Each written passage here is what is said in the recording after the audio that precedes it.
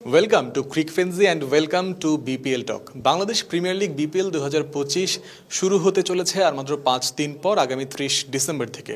তবে আজ 25 ডিসেম্বর এখনও পর্যন্ত কোনো দল, অর্থাৎ টুর্নামেন্টের 5 দিন আগে পর্যন্ত কোনো দল পূর্ণাঙ্গ অনুশীলন কিংবা দলগত অনুশীলনের সুযোগ পায়নি। মোটামুটি একটা তাড়াহুড়ো বা ব্যস্ততা গতকাল পর্যন্ত দেশের ক্রিকেটে ছিল। 24 ডিসেম্বর এনসিএলের ফাইনাল হয়েছে। এনসিএলটা চলেছে একটা লম্বা সময় ধরে, মোটামুটি 2 সপ্তাহের মতো সময় ধরে। এবার মাঝের এই যে 5 দিন সময় রয়েছে, আজকে 25 তারিখ, আগামীকাল 26 ডিসেম্বর থেকে বাংলাদেশ প্রিমিয়ার লিগ বিপিএলকে ঘিরে দলগুলোর প্রস্তুতি শুরু হচ্ছে বলা যায়।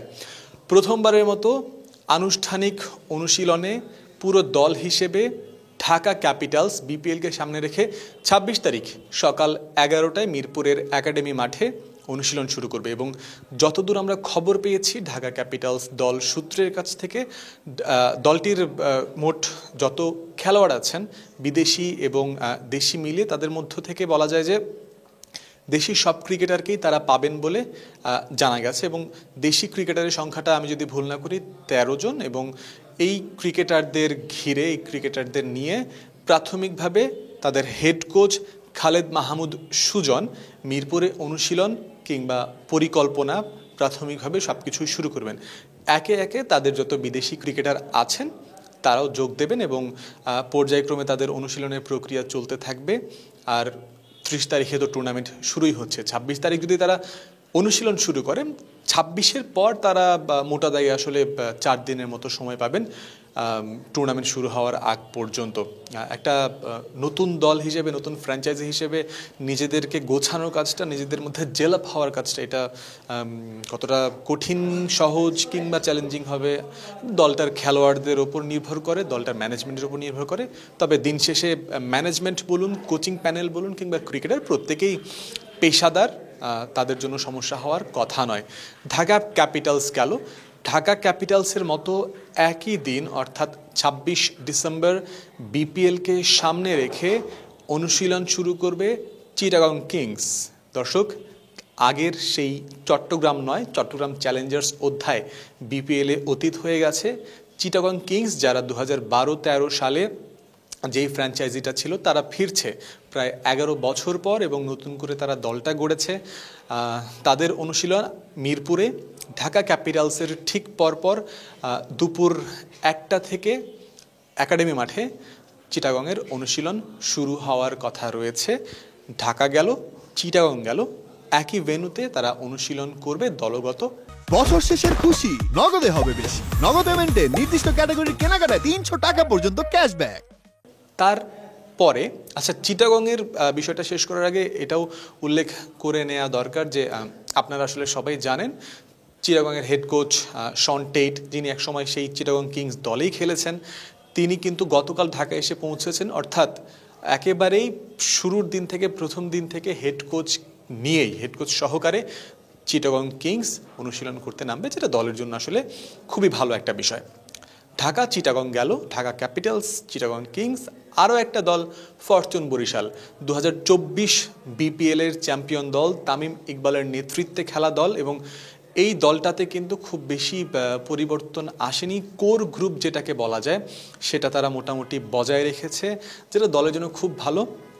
সো এই দলটা তারা অনুশীলন করবে আসলে ঢাকার অনেকটা বাইরে, বেশ বাইরে বলা যায়, নারায়ণগঞ্জের রূপগঞ্জের পুবেরগাঁও ক্রিকেট একাডেমি।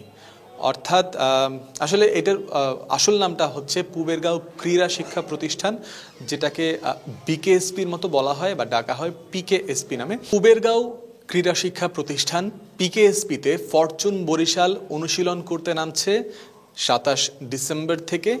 অর্থাৎ 26 তারিখ বিপিএলের 2টি দল আর 27 তারিখ বিপিএলের 1টি দল, মোট 3টি দলের অনুশীলন আপডেট কিংবা প্রস্তুতি পর্বের যে শুরুর বিষয়টা, সেই সম্পর্কে আমরা আজকে পর্যন্ত 25 তারিখ সন্ধ্যা পর্যন্ত জানতে পেরেছি।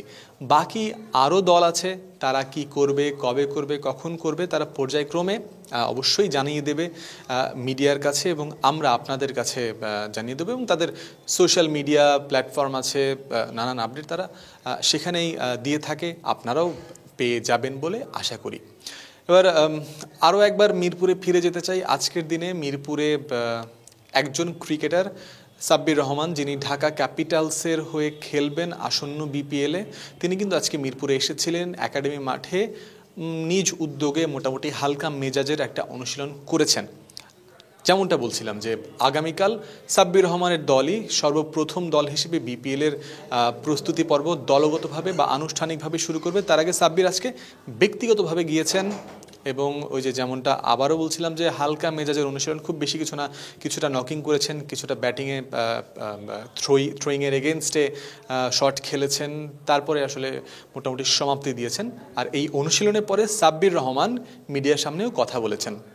আপনারা সবাই জানেন তিনি সদ্য সমাপ্ত লঙ্কা টি10 লিগে খেলে এসেছেন, এবং সেখানে তার দল হাম্বানটোটা বাংলা টাইগার্স চ্যাম্পিয়ন হয়েছে। সাব্বিরেরও একটা ভূমিকা আছে দলকে চ্যাম্পিয়ন করার পেছনে।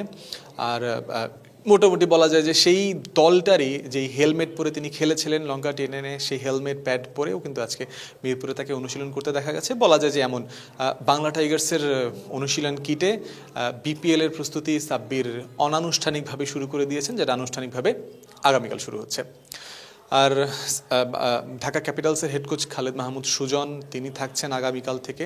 আর দলটা সম্পর্কে যদি বলতে হয়, দেশি ক্রিকেটারের কালেকশন ঢাকা ক্যাপিটালসের আসলে বেশ ভালো, দুর্দান্ত, অনবদ্য, অনেক কিছুই বলা যায়। আর ঢাকা ক্যাপিটালসের ম্যানেজমেন্টের একটা জায়গায় কিন্তু এবার থাকছেন যাকে ডাকা হয় ঢালিউড কিং শাকিব খান। শাকিব খান অর্থাৎ ঢালিউড, আবার এদিকে ক্রিকেট এবং ঢালিউডের যে মিক্সচারটা বেশ জমে উঠবে বলে আশা করা যায়। ইতোমধ্যেই শাকিব খান সেটার হাইপ দিতে শুরু করেছেন সোশ্যাল মিডিয়াতে। দুটো গ্ল্যামারাস জগৎ একসাথে মিলেমিশে গেলে কেমন দর্শকদের আগ্রহ, চাহিদা অনেকটা বেড়ে যায়, সেটাও আমরা ইতোমধ্যে দেখতে পেরেছি। তো শাকিব খান ঢাকা ক্যাপিটালসের মাধ্যমে এবার বিপিএলে অনন্য বা অন্যরকম একটা মাত্রা যোগ করবেন বলে আশা করা যায়। এবার আবার মাঠের ক্রিকেটে খেলোয়াড়দের লিস্টে চলে আসি। ঢাকা ক্যাপিটালসের দেশি ক্রিকেটারদের মধ্যে সবার প্রথমে এই সাব্বির রহমানের নাম আপনারা শুনলেন, আপনারা জানেন। অন্যান্য ক্রিকেটারদের নামও লিটন কুমার দাস আছেন, হাবিবুর রহমান সোহান আছেন, তানজিদ তামিম আছেন, মুস্তাফিজুর রহমান আছেন, মুনিম শাহরিয়ার আছেন। মানে কাকে রেখে কার নাম বলবেন, স্পেশালি ব্যাটারদের কথা, যারা বিধ্বংসী হতে পারেন, যারা ম্যাচের সিচুয়েশন বুঝে খেলতে পারেন, সব রকম ব্যাটসম্যান তাদের কিন্তু আছে। দেশি ক্রিকেটারদের কালেকশন যখন এমন, ঢাকার বিদেশি ক্রিকেটারদের কালেকশনটা আসলে আমার মতে আমি বলতে চাইব যে বৈচিত্র্যপূর্ণ হয়েছে। মোটামুটি আমি যদি ভুল না করি, তারা 8টা দেশে ক্রিকেটার চুক্তিবদ্ধ করেছে, এবং আমি যেন পুরোপুরি নির্ভুল হয়ে বলতে পারি সেজন্য লিস্টটা হাতে নিয়েই বসেছি, সেটা দেখে আপনাদের সাথে একটু আলোচনা করতে চাই। থিসারা পেরেরা আছেন, খুবই অভিজ্ঞ শ্রীলঙ্কান ক্রিকেটার, তিনি থাকবেন। তারপরে জনসন চার্লস আছেন, ওয়েস্ট ইন্ডিজের। কতটা বিধ্বংসী তিনি হতে পারেন আমরা সবাই জানি। স্টিফেন এস্কিনাজি ইংল্যান্ডের। শ্রীলঙ্কান আরও একজন আছেন চাতুরাঙ্গা ডি সিলভা, ইউএইর জাহুর খান, পাকিস্তানের শাহনাজ দাহানি। আফগানিস্তানের 3 জন আছেন, রিয়াজ হাসান, আমির হামজা এবং ফারমানুল্লাহ শাফি। নামিবিয়ার একজন ক্রিকেটার আছেন, তার বিষয়ে পরে আসছি। ইউএসএর আছেন সুভাষ রঞ্জানা। আর নামিবিয়ার যে ক্রিকেটারের কথা বলছিলাম তার নাম জিন পিয়ের কোটসে। নামিবিয়ার হয়ে 2019 সালে এই ক্রিকেটারের অভিষেক হয়েছে। উইকেট রক্ষক ব্যাটসম্যান তিনি, বাঁহাতি ব্যাটিং করেন। ইন্টারন্যাশনাল টি20তে তার একটা 100ও আছে, হাফ সেঞ্চুরি আছে 2 থেকে 3টি। তো সব মিলে দেশি বিদেশি মিলিয়ে বেশ একটা fire power batting attack Dhaka ক্যাপিটালসের আছে, এমনটা বলাই যায়। এবার যদি ঢাকা ক্যাপিটালসের জায়গাটা ছেড়ে আমরা দ্বিতীয় দল হিসেবে যারা প্র্যাকটিস করতে নামবে, চিটাগং কিংসের কথা বলি। চিটাগংয়ের নাম নিলে সবার প্রথমে সম্ভবত প্লেয়ারদের আগেও দর্শকদের মাথায় চলে আসতে পারে শন টেইটের কথা।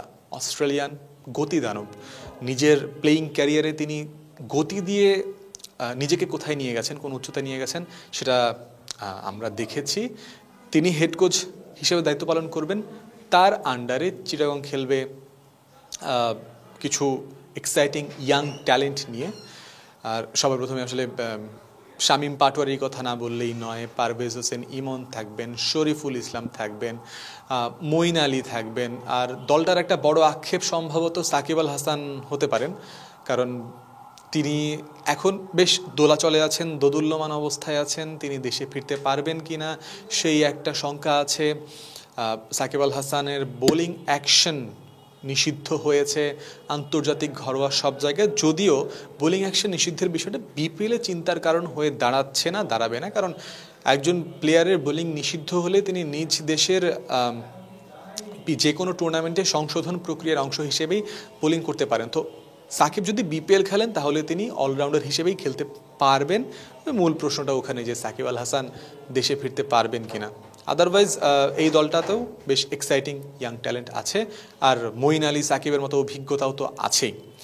তো চিটাগং ভালো একটা দল গড়েছে। আর সবশেষে পরবর্তী যে দলের আপডেট আমরা জেনেছি প্র্যাকটিস করার, তারা হচ্ছে ফরচুন বরিশাল। আপনি ফরচুন বরিশালের কথা যদি বলতে হয় যে কাকে রেখে কাকে বলবেন, এমন একটা অবস্থা তৈরি হয়ে যায়। মোটামুটি একটা জাতীয় দলও, মিনি জাতীয় দলও ফরচুন বরিশালকে বলা যায়। শুরু করা যায় তামিম ইকবাল, গত আসরের উইনিং ক্যাপ্টেন। তামিম ইকবাল, মাহমুদুল্লাহ রিয়াদ, মুশফিকুর রহিম, নাজমুল হোসেন শান্ত, এই চারজন জাতীয় দলের ক্রিকেটার। চারজনের ক্ষেত্রেই একটা বিষয় প্রযোজ্য, তারা অতীত কিংবা বর্তমান জাতীয় দলের ক্যাপ্টেন। রিয়াদের কথা যদি বলি, মুশফিকের কথা যদি বলি, তামিম ইকবালের কথা যদি বলি, তিনজনই জাতীয় দলের হয়ে ক্যাপ্টেন্সি করেছেন। কিছুদিন আগে পর্যন্ত, অর্থাৎ বছরখানেক আগে পর্যন্তও তামিম ইকবালকেও দেখা গেছে ক্যাপ্টেন হিসেবে।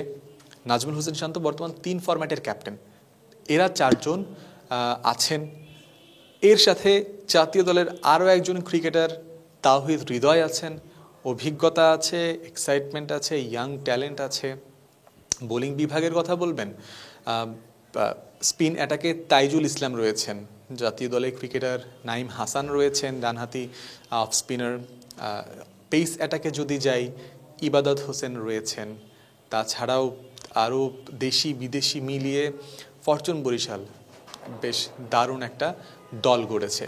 তো সব মিলে বলা যায় যে এবারের বিপিএলে দলগুলোও আগের টুর্নামেন্টগুলোর ক্ষেত্রে যদি আমি বলতে চাই যে আগে এমন দেখা গেছে যে কিছু দল হয়েছে খুব বেশি শক্তিশালী, আবার কিছু দল হয়েছে অনেক বেশি দুর্বল। এমন একটা অসামঞ্জস্যপূর্ণ অবস্থা দেখা গেছে। এবার সেই অবস্থা কিছুটা কমে এসেছে। প্রায় সব দলই মোটামুটি ব্যালেন্স হিসেবে উপস্থাপিত হয়েছে, নিজেদেরকে সেভাবে গড়ে তুলছে। তাই এবারে বিপিএলটা আগের সববারের থেকে হাড্ডাহাড্ডিপূর্ণ আশা করা যায়, হবে বলে আশা করা যায়। তো মোটামুটি এখনও পর্যন্ত বিপিএল সংক্রান্ত যে আপডেটগুলো আমাদের কাছে ছিল সেটা আপনাদের সাথে শেয়ার করলাম। আরও যত আপডেট আসতে থাকবে সেটা আপনারা ক্রিক ফ্রেন্ডসের মাধ্যমে, ক্রিক ফ্রেন্ডসের সোশ্যাল মিডিয়া প্ল্যাটফর্ম বলুন, ওয়েবসাইট বলুন, নিউজ বলুন, সব জায়গাতেই জানতে পারবেন। তো বিপিএল উন্মাদনা চলতে থাকবে। বিপিএল উন্মাদনা আগামী কয়েক মাস যাবৎ হতে থাকবে এবং সব রকম আদ্য পান্ত সব কিছুই আপনারা ক্রিক ফ্রেন্ডসিতেও জানতে পারবেন। তাই ক্রিক ফ্রেন্ডসি দেখতে থাকুন।